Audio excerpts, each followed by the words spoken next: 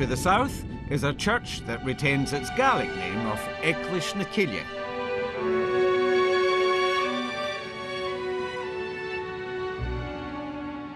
Cana House, which contains an invaluable library and precious collections of Gaelic folklore and song. For many years, this was the home of renowned scholars John Lorne Campbell and his wife Margaret Fay Shaw. The Campbells didn't see themselves as landlords, more as caretakers of the island. When Cana was given over to the National Trust for Scotland in 1981, it was their hope that the community spirit would be preserved here.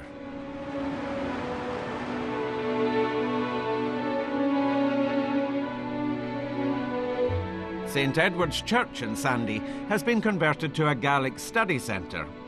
Here, scholars have the benefit of access to Dr. Campbell's extensive library for research purposes.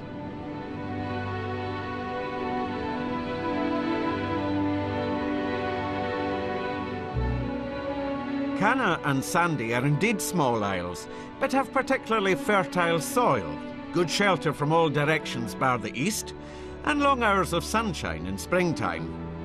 Islanders maintain that with protection, almost anything can be grown there.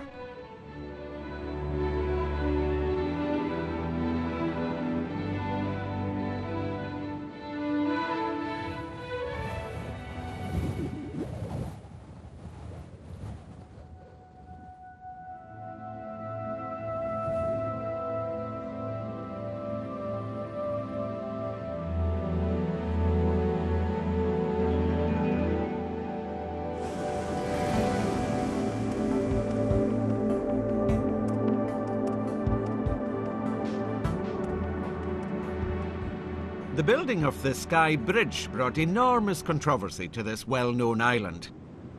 Even before the notorious road tolls were introduced, many people believed the bridge to be a threat to the local environment. Others worried that Skye was being robbed of its status as a true island, and that the romantic notion of over the sea to Skye was a thing of the past.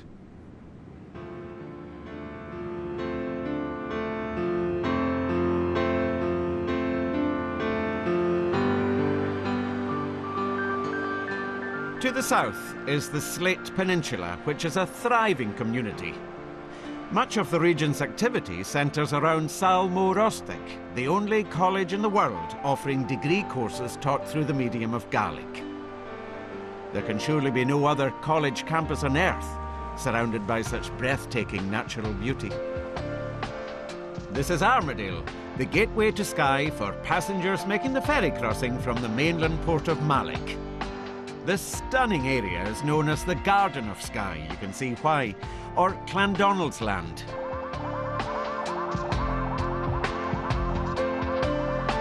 Armadale Castle is surrounded by tree and plant species from all over the world and is home to one of Skye's leading tourist and study facilities, the Clandonald Centre.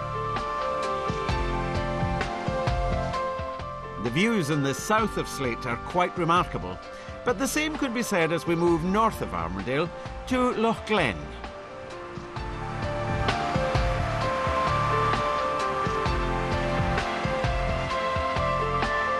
The village of Tarskavik was founded by families who were cleared from the MacDonald estate in the early 19th century.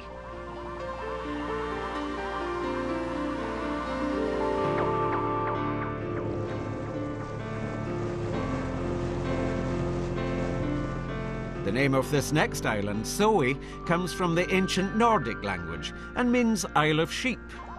Other than during the Highland clearances of the mid-19th century, the population of Soe has always been very small.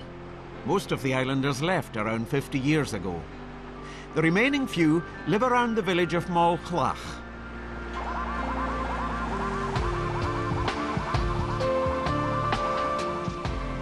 Soe was the property of the MacLeods of Dunvegan until it was sold to the writer Gavin Maxwell at the end of the Second World War.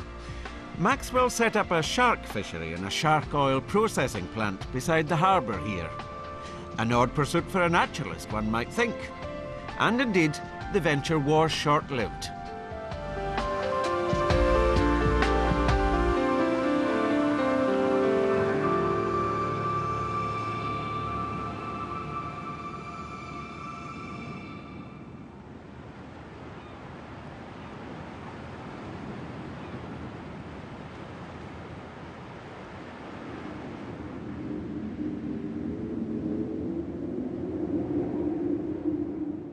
Across the sound from Soay, the Cuillin Ridge, one of Europe's most dramatic landscapes.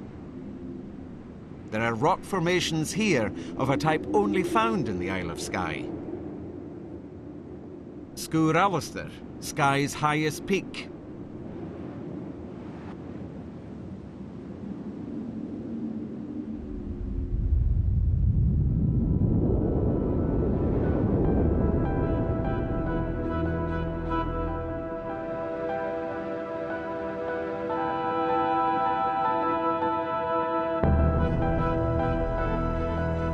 And Sgitheanach. The rock is extremely rugged and easy to grasp. This makes it an ideal challenge for serious climbers. It's multicoloured, from light brown hues to deep reds. When it's wet, which in the west of Scotland of course is a regular occurrence, it appears to turn black.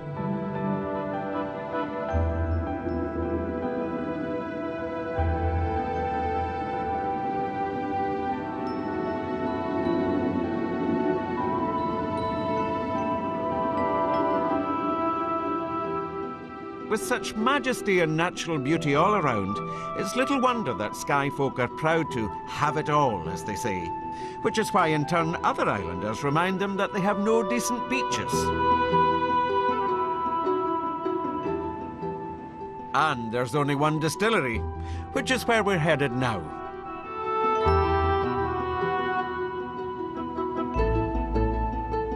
Talisker single malt whisky is produced in Carbust on the shores of Loch Harbour.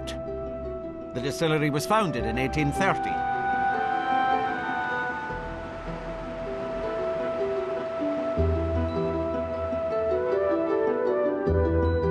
Loch Brachgadil and Loch Cuillin.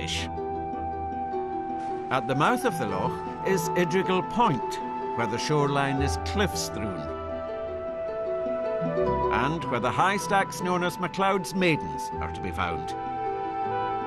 A most dramatic sight they make, like Victorian statues standing in the sea. They were named after a mother and two daughters, the family of an ancient clan chief who perished in the area.